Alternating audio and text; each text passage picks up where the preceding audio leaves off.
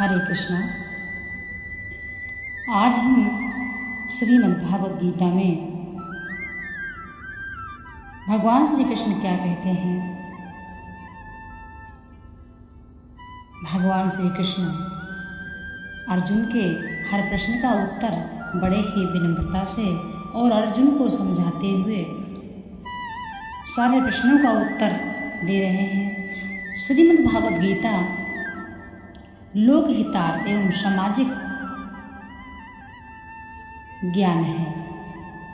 जितनी बातें भगवान श्री कृष्ण इस गीता में भगवान श्री कृष्ण के साक्षात अमृतमय वाणी है, ये सभी बातों को जो व्यक्ति समझ लेगा उस व्यक्ति को जीवन का रहस्य पता हो जाएगा। जीवन क्या है, मृत्यु क्या है, जन्म क्या है, सृष्टि क्या है, ईश्वर क्या है, ये समझने में संशय नहीं। मैं नागों में शेषनाग और जलचरों का अधिपति वरुण देवता हूँ और पितरों में आर्यमा नामक पितर तथा शासन करने वालों में मैं यमराज हूँ। शासन करने वालों में मैं यमराज हूँ। नागों में शेष नाग को अपना स्वरूप बतलाने का क्या अभिप्राय है।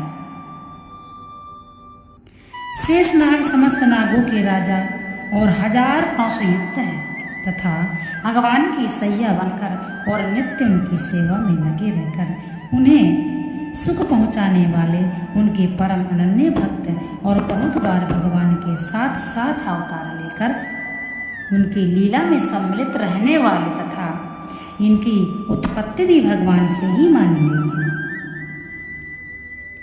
इसलिए भगवान ने उनको अपना स्वरूप बतलाया है। जलचरों के अधिपति वरुण को अपना स्वरूप बतलाने का क्या अभिप्राय है। वरुण समस्त जलचरों के और जल देवताओं के अधिपति लोकपाल देवता और भगवान के भक्त होने के कारण सब में श्रेष्ठ माने गए हैं। इसलिए उनको भगवान ने अपना स्वरूप बतलाया है। पितरों में आर्यमा नामक अपना स्वरूप बतलाने का अभिप्राय क्या है। कव्य वाह अनल सोम यम आर्यमा अग्निस्वात और बहिर्स ये 7 पितृगण हैं। इनमें आर्यमा नामक पितर समस्त पितरों में प्रधान होने से उनमें श्रेष्ठ माने गए हैं। इसलिए उनको भगवान ने अपना स्वरूप बतलाया है। नियमन करने वालों में यम को अपना स्वरूप बतलाने का क्या अभिप्राय है। मर्त्य और देव जगत में जितने भी नियमन करने वाले अधिकारी हैं, यमराज उन सब में बढ़कर है। इनके सभी दंड न्याय और धर्म से युक्त हितपूर्ण और पापनाशक होते हैं। ये भगवान के ज्ञानी भक्त और लोकपाल भी हैं। इसीलिए भगवान ने इनको अपना स्वरूप बतलाया है।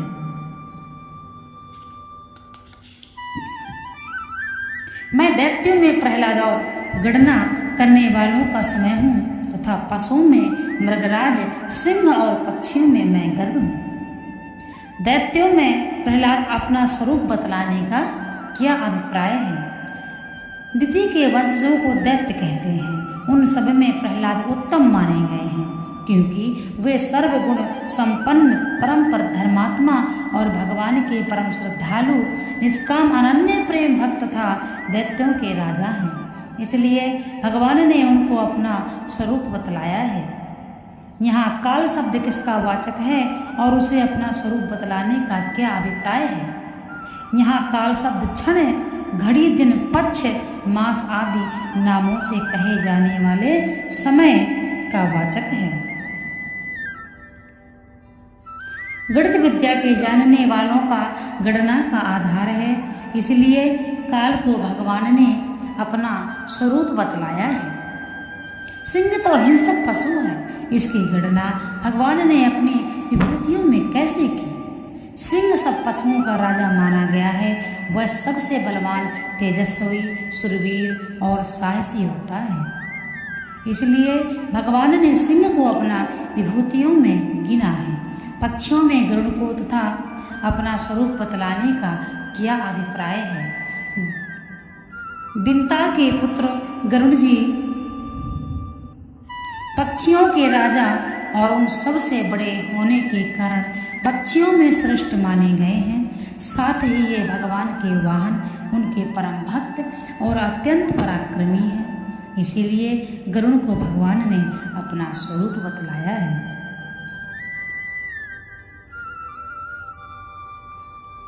मैं पवित्र करने वालों में वायु और शास्त्रधारियों में श्री राम हूँ तथा मछलियों में मगर हूँ और नदियों में मैं श्री भगीरथी गंगा जी हूँ। इस प्रकार से भगवान अर्जुन को राम शब्द दशरथ पुत्र भगवान श्री रामचंद्र जी का अनुवाचक है। उनको अपना स्वरूप बतलाकर भगवान ने यह भाव दिखलाया कि भिन्न भिन्न युगों में भिन्न भिन्न प्रकार की लीला करने के लिए मैं ही भिन्न भिन्न रूप धारण करता हूँ। श्री राम में और मुझ में कोई अंतर नहीं है। स्वयं मैं ही श्री राम हूँ, अवतीर्ण हूँ। मछलियों में मगरमच्छ को अपनी विभूति बतलाने का क्या अभिप्राय है?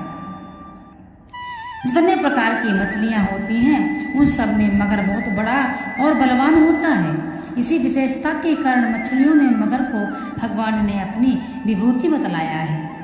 नदियों में गंगा को अपना स्वरूप बतलाने का क्या अभिप्राय है? अर्थात श्री भागीरथी गंगा जी समस्त नदियों में परम श्रेष्ठ हैं। ये श्री भगवान के चरणोदक से उत्पन्न परम पवित्र पुराण और इतिहासों में इनका बड़ा भारी महात्म्य बतलाया गया है। इसके अतिरिक्त यह बात भी है कि एक बार भगवान विष्णु स्वयं श्री द्रव्य रूप होकर बहने लगे थे और ब्रह्मा जी के कमंडल में जाकर गंगा रूप गए थे। इस प्रकार साक्षात ब्रह्मद्रव होने के कारण भी गंगा जी का अत्यंत महात्म्य है। इसीलिए भगवान ने गंगा को अपना स्वरूप बतलाया है। बहुत ही प्यार से विनम्रता से भगवान अर्जुन को समझा रहे हैं। भगवान अर्जुन से कहते हैं, अरे हे पार्थ, तुम उठो, तुम सिर्फ कारण बन जाओ। जितने भी युद्ध में लड़ने वाले हैं, भिड़ने वाले हैं, वह तो पहले ही मर चुके हैं। तुम सिर्फ उठो और कारण बन जाओ। अर्जुन इस प्रकार से चिंतित हैं और भगवान से अपने एक एक प्रश्न का सवाल पूछते हैं, फिर भी अर्जुन संतुष्ट नहीं होते हैं। इसलिए वह भगवान से गिड़गिड़ाते हुए और अपने कंठ से स्वर भी शुद्ध नहीं निकल पा रहा है, तब भी भगवान से वह अपने मन की सारी बातें पूछते हैं। भगवान का विराट स्वरूप देखकर अर्जुन भयभीत हो जाते हैं। भगवान श्री कृष्ण के एक एक शब्द से अर्जुन संतुष्ट हो जाते हैं। भगवान पर पूर्ण श्रद्धा भाव रखते हुए भगवान को समझ जाते हैं। इसलिए भगवान पर संशय करने वाला व्यक्ति नरक को जाता है। कहते हैं, जो व्यक्ति अपने आराध्य में संशय करता है वह व्यक्ति घोर नरक को प्राप्त होता है। यदि आप भक्ति करते हैं, पूजा पाठ करते हैं, तो पहले आपके अंदर भाव होना चाहिए और पूर्ण श्रद्धा होनी चाहिए। अगर आपके अंदर श्रद्धा भाव भी है तथा आप संशय भी करते हैं तो यह एक पाप है। भगवान ही परिपूर्ण है, अर्थात ईश्वर ही परिपूर्ण है।